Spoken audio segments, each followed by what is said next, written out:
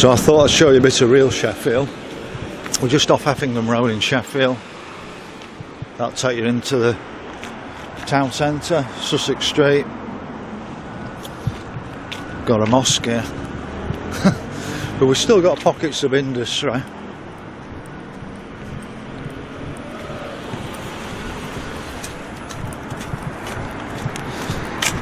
Now I'm wondering if that's the Midland line. I'm sure there's people out there who tell me.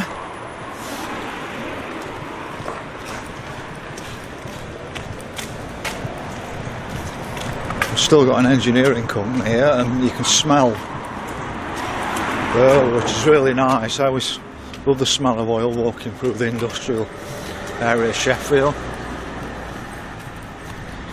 It's a shame that my videos won't produce smells. But you can just see inside that there is still life in Sheffield.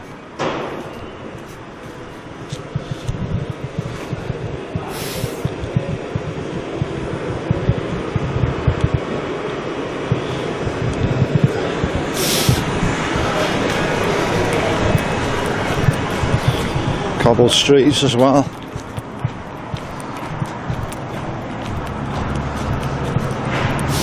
There's a lot of scrap merchants around here now. But I think the biggest issue for our industry is the energy costs. I think that's been the problem for a long, long time. You can see Bernard Road recycling plant there, and we're supposed to have got a clean air zone in Sheffield. Now, is that steam coming out of the building, or is it smoke? People can probably tell me. But look at the hypocrite in London. He had a massive firework display at the weekend, blew up loads of gunpowder to push all his agendas, and then he wants to tax you to drive your cars. I mean,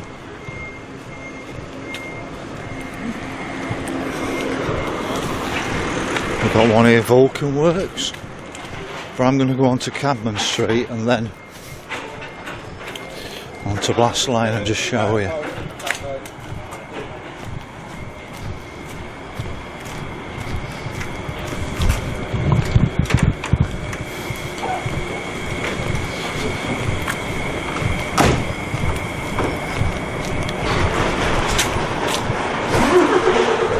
So that's the other end of Sussex Road.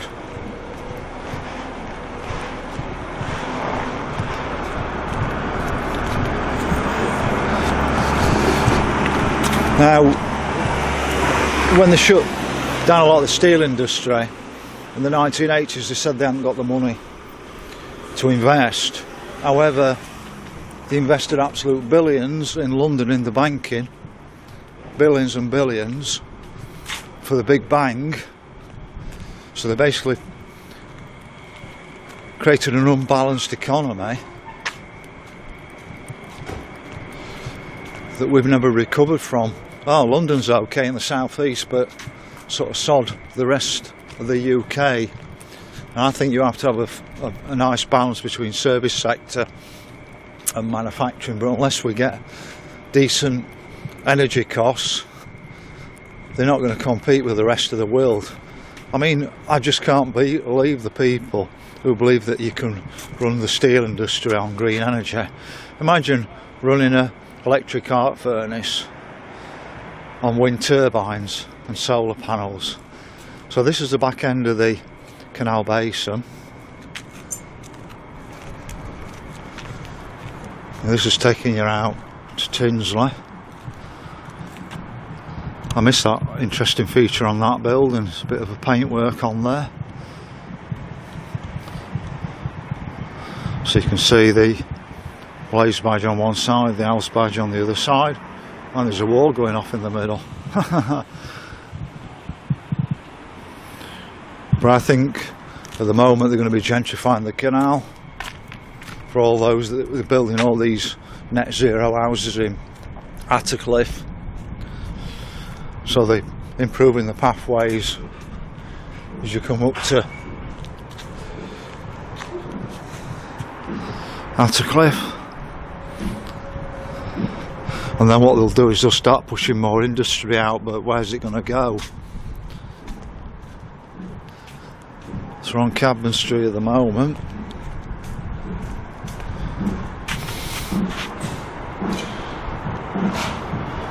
Now, Sapella Works, I think that's quite a famous name, along with the Canal Works.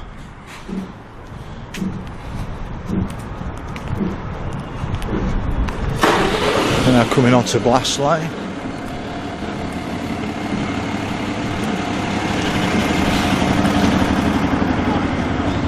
But most of this is now warehouses around here. It would have been real steel manufacturing, most of it. Either side of the town centre, streets up to the 1950s was steel manufacturing, and even back into the 80s there was still a lot of steel stuff going off there, cutlery firms, but it's all been done abroad now. I don't know what Blast Lane depot is.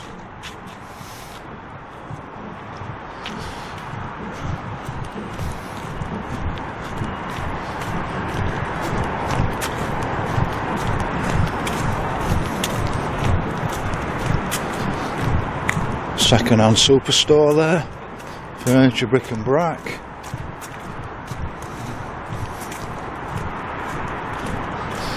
I may have missed something round here because somebody told me something about something being on the buildings and I'm not finding it.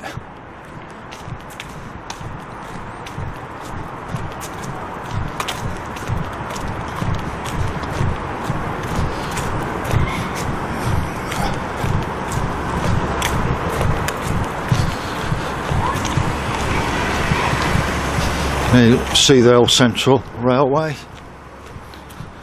coming into the Victoria Station up there, and we're on the back end of Blast Lane. If you want to park to come in Sheffield at the weekend, there's no problem parking. Well, there's no problem today. You can get up and park if you need to up here, save yourself some money and walking through the Canal basin to the city centre. So that's a quick tour around an old industrial area of Sheffield.